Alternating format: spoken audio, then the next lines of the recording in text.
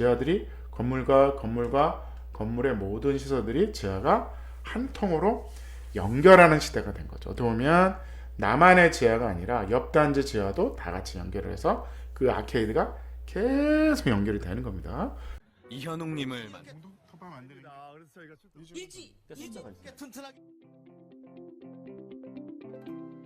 반갑습니다. 국민건축가 이현입니다. 오늘도 재미있는 재개발 이야기 하겠습니다. 재개발.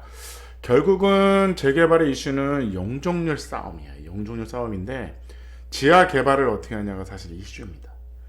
그러니까 결국은 용적률은 정해져 있죠. 지상의 용적률이 300%다. 그러면 300% 가지고 아파트를 짓 거냐 상가를 짓 거냐 여러 가지 방식이 있는데 업무 시설을 줄 수도 있습니다. 대로변 아파트 단지라 그러면.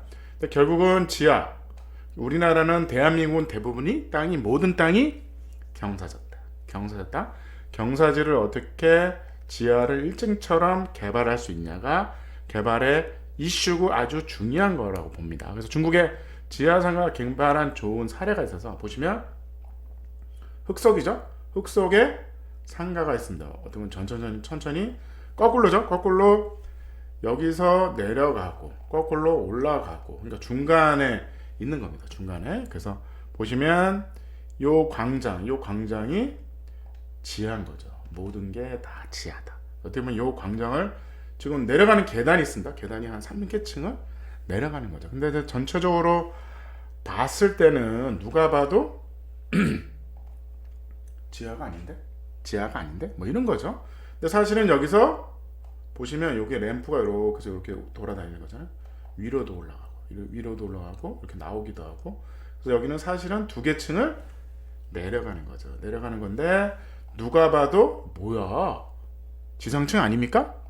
이렇게 볼 수 있는 겁니다. 그래서 뭐 하늘도 보이는데 이게 어떻게 지상이냐 이런 식의 요즘은 건축이 많이 발전하고 있습니다. 그래서 요 공간이 과연 지하가 아닌 거죠. 지상처럼 느끼지만 사실은 건축법상은 지하다. 그래서 이런 거죠. 그래서 이 중국에 이제 공원이 있어요. 공원이 있는데 공원의 요 부분이 상가 부분인데 여기서 걸어서 내려가는 거죠. 거꾸로 푹 꺼지는 겁니다. 근데 꺼지는 그 경사도가 심하니까 이 자체가 광장이 되는 거죠. 광장이 경사광장인 거죠. 경사광장.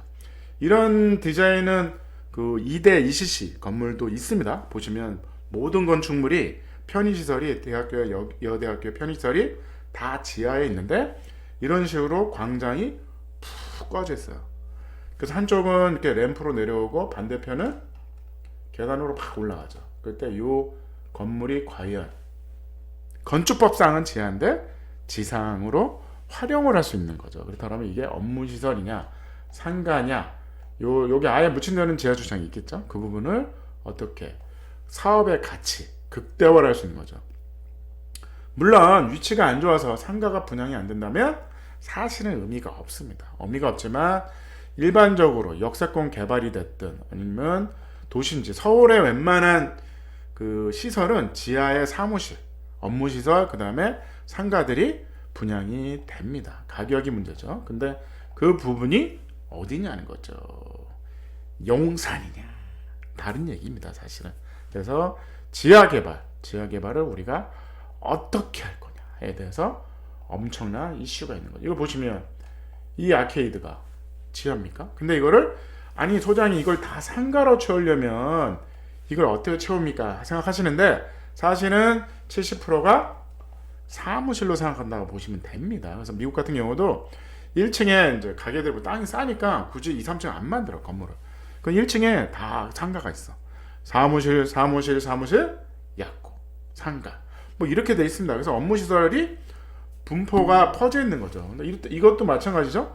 모든 시설이 이게 과연 상가냐고요. 상가가 아니라고 생각하면 답은 있습니다. 사무실이 70%다. 여기가 다 사무실인 거예요. 사무실인데 상가가 하나 있다. 그런 방식의 상가 개발, 업무 시설 개발이 필요하다는 거예요. 우리는 생각하는 이런 거죠. 상가는 1, 2층에 있고 올리는 게 업무 시설 아닙니까? 아니라고. 그냥 지하에 다 같이 업무 시설이 70%인데 중간중간에 상가가 있는 거죠. 사무실에서 회의하다가 그 커피 한잔 할까요? 그럼 옆집으로 가는 겁니다. 애비 타고 내려가서 뭐 커피 마시고 회의하고 그런 게 아닙니다. 어떻게 보면 지하 상가가 중요하다. 그래서 보시면 이런 거죠. 경사가 졌다. 경사가 졌다. 아니면 땅이 꺼졌다. 이 공간을 지하로 하는데 엄청난 큰 오픈 스페이스가 크면 누가 봐도 이거는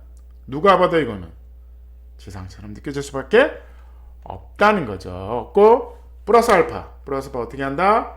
상가와 업무 시설을 어떻게 적절하게 섞을 거냐가 이 사업의 이슈고 관건인 겁니다. 그래서 여기 보시면 모든 게 그래요. 여기 다 지금 지하와 여기는 다 아케이드가 떠 있죠. 다 보이드가 있습니다. 그러면 근데 사실은 이 밑은 다 엄청난 지하인 거죠.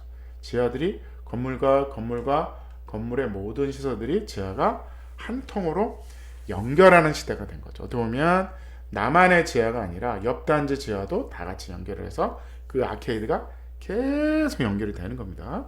우리 도쿄역을 가보시면 도쿄역을 중심으로 모든 지하의 아케이드가 결국은 다 연결이 됐죠.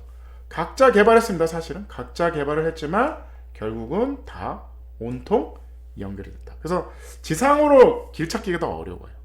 지상으로 뭐 다리 건너고 뭐 길이 끊어지고 난리도 아닌데 모든 길은 어디로 연결이 된다? 지하 1층의 아케이드로 모든 입구와 모든 시설과 지상의 모든 건축물이 다 지하에서 연결이 되는 보행자만 다니는 그 하나의 그 통행로를 하나 만드는 겁니다. 어디 보면 지하에 사람만 다니는 통행로가 있는 거죠.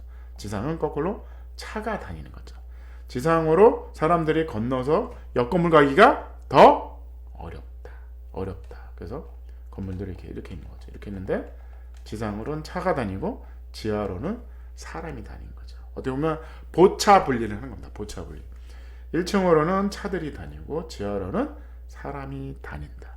보차를 우리가 분리한다. 자동차와 보행자가 따로 같은 층에서 다니는 게 아니라 다른 층에서 다니는 방식으로 많이 갑니다. 아니면 2층에서 보차 분리를 하기도 합니다. 그래서 스카이워크냐 뭐 이런 것들이 일본에 많이 있죠. 그런 시스템들이 대한민국도 점점점 도입이 되고 있는 실정입니다. 그래서 우리가 용적률 없는 지하 개발을 어떻게 할 것이냐에 따라서 그 재개발의 핵심 사업성이 있냐 없냐가 완전히 달라지는 시대가 왔습니다. 그래서 우리가 지하 개발에 대한 외국 사례를 많이 공부해야 되고 제가 이런 정보를 많이 올리겠습니다. 감사합니다.